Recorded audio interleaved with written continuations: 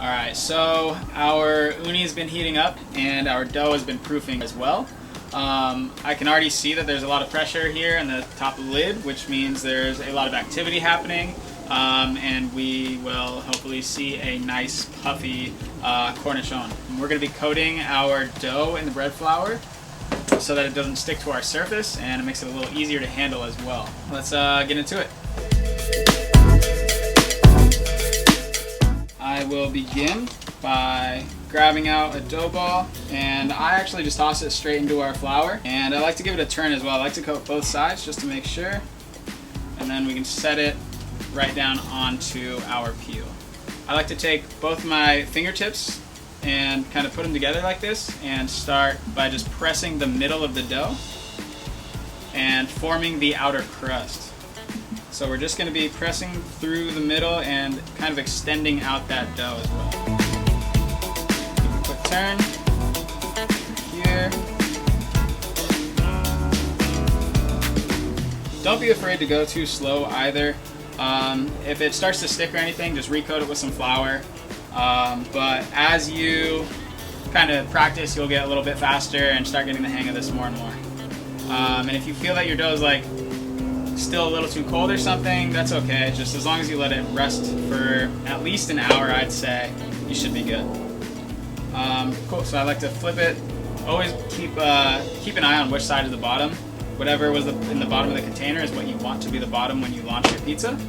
So I like to give it a flip and continue to press out the dough on this side. And what we're doing here is just trying to send the air, or all the gas bubbles that are trapped in there, to the outside of the pizza, so when we bake it, it'll rise up and have that nice puffy crust.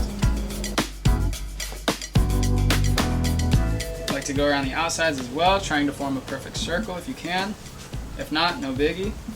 And then you can grab it and let it sit on your knuckles and kind of just let gravity do its work as you're slowly turning the dough.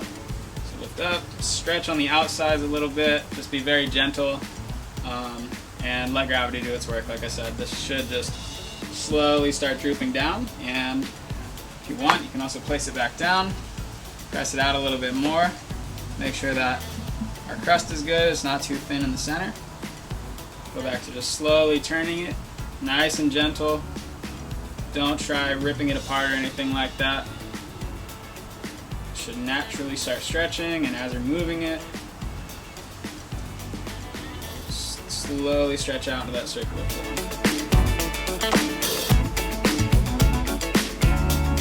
And I like to halfway through just make sure that the crust is all nice and formed. If you want, you can even just start grabbing the outer crust and just slowly turning it like it's a steering wheel. Just keep an eye on the middle. It'll start stretching pretty quickly if you're doing this, and you don't want it to get too thin on the inside. Alright, I think that looks good. We have a nice circle formed.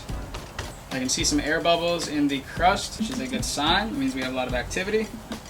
And we're going to give it one more shape. Thank you guys for watching. You can find me on Instagram at @SplaneYourDanger. And one big thanks to Ooni as well. Thanks guys.